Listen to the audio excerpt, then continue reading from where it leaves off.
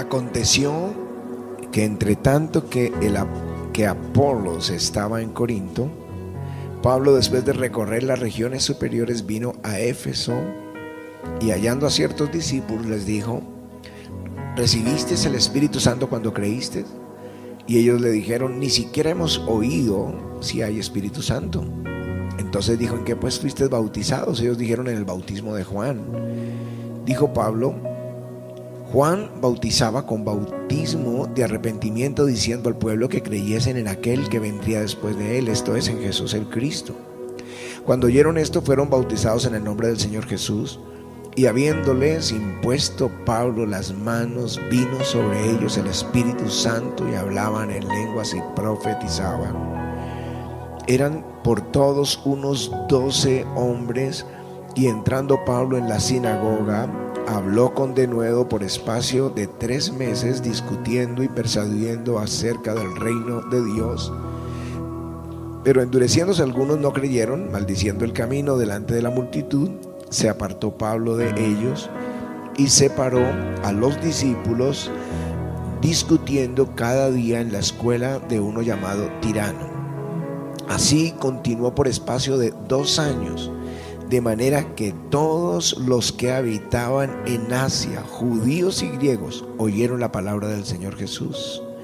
Y hacía Dios milagros extraordinarios por mano de Pablo, de tal manera que aún se llevaban a los enfermos los paños delante y delantales de su cuerpo, y las enfermedades se iban de ellos, y los espíritus malos salían.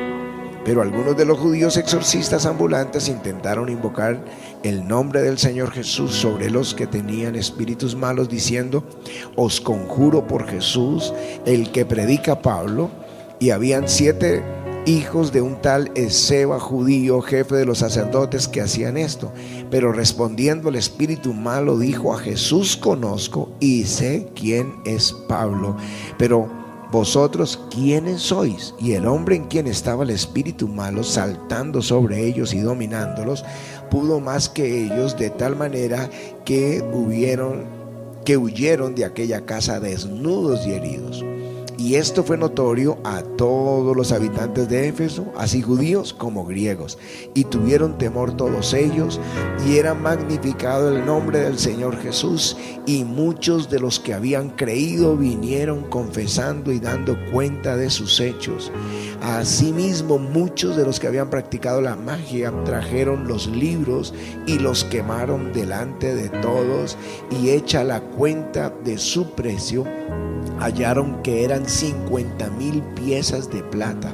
Así crecía y prevalecía poderosamente la palabra del Señor. Amén. La ciudad del avivamiento era Éfeso. Cuando Dios unge a una persona,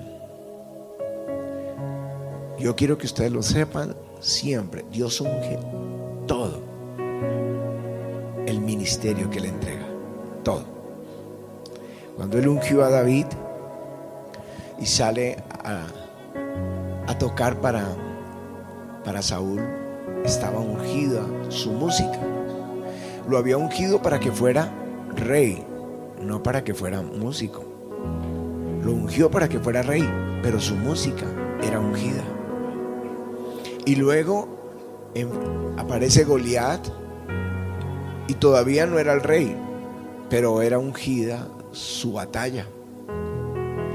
Y lo ponen por capitán de 1000, y era el capitán más exitoso en el reino de Saúl. En donde quiera que ponían a David, allí estaba la bendición. Allí llegaba la bendición. Aún en la cueva de Adulán le llegó la gente. Fue formando un ejército. Todo donde él ponía, las batallas que libraba allí en Ziklag.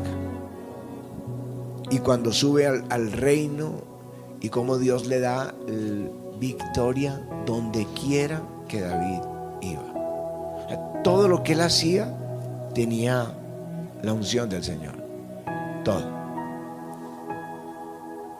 Ahí no es la habilidad de un hombre, sino la unción del Espíritu Santo.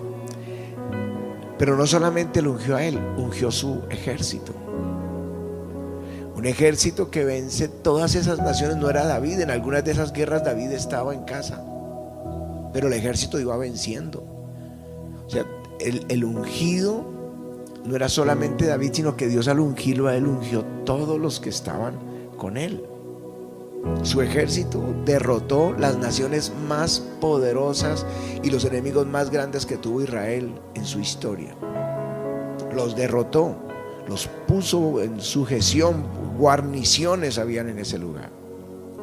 Ungió a los más cercanos, que era gente afligida y endeudada y con amargura de espíritu, pero los ungió y ellos vencieron los gigantes, no David, ellos vencieron los gigantes.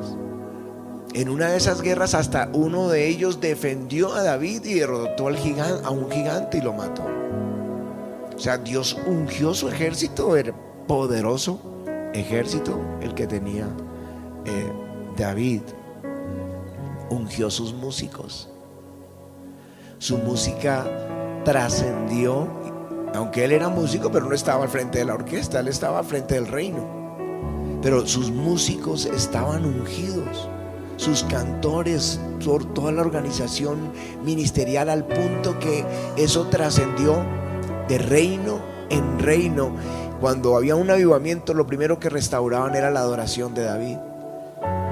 Y Dios entonces declara que en este tiempo Él restauraría el tabernáculo caído de David. No hablaba del reino, estaba hablando de su adoración, de su forma de acercarse a Dios, de la forma en que el pueblo se acercaba para adorarlo. O sea, hay un respaldo total. Ahora, Él escribe salmos ungidos, pero sus músicos también. Ustedes van a encontrar salmos de Asaf ahí. Sus músicos también escriben la música ungida. Las danzas es parte del tabernáculo caído de David. Las danzas delante del Señor, honrándolo. Sus hijos fueron ungidos, príncipes en el pueblo de Dios. Salomón fue ungido, el que continuaba el reino.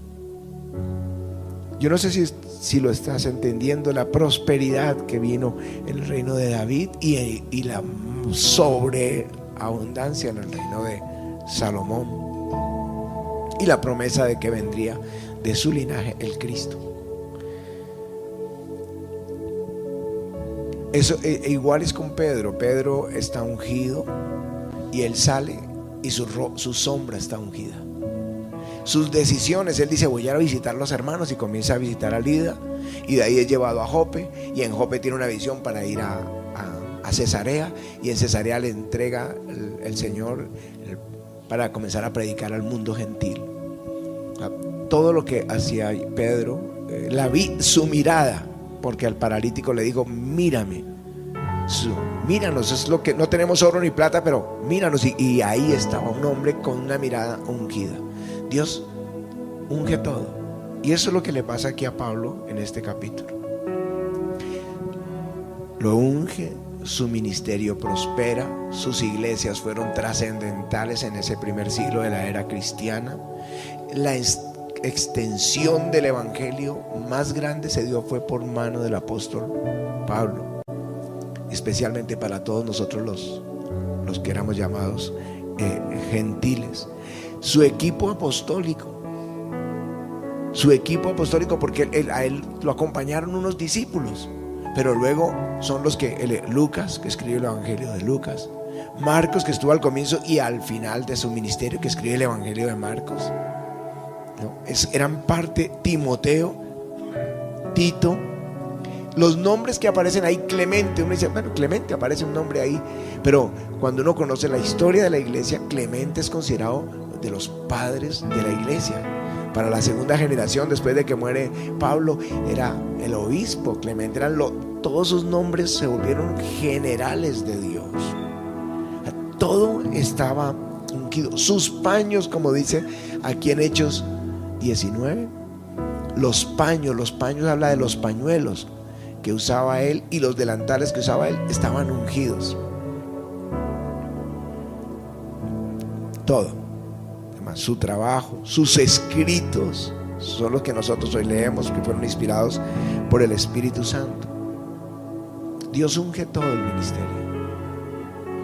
Pero hay personas que quieren hacer lo mismo y Dios no los respalda.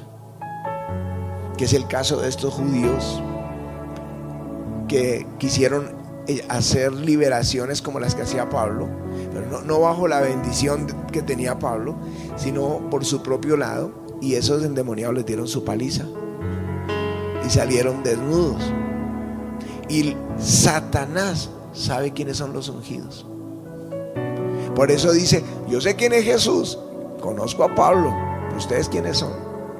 Ellos saben, los demonios saben quiénes son los ungidos. Ellos lo saben. Ahí está el Salmo 105 que dice: no toquéis a mis ungidos ni hagáis mal a mis profetas.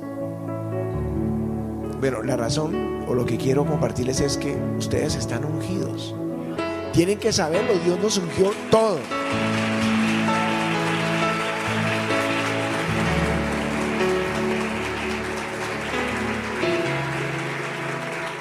Pero es muy importante que ustedes lo sepan, que están ungidos, que lo que la tarea que se les asigne, háganla con confianza, que Dios está con ustedes. Dios les va a respaldar, Dios va a caminar con ustedes. Todo. Hay momentos donde antes nos librarán a nosotros, vencerán gigantes que nosotros de pronto no pudimos vencer, nos están derrotando, pero ustedes se levantarán y los derrotarán. Dios nos ungió para esto, pero lo afirmas con tu boca para que tu confianza esté en Él, no en nosotros. No sé, cada uno tiene una labor. Dios me ungió para esto.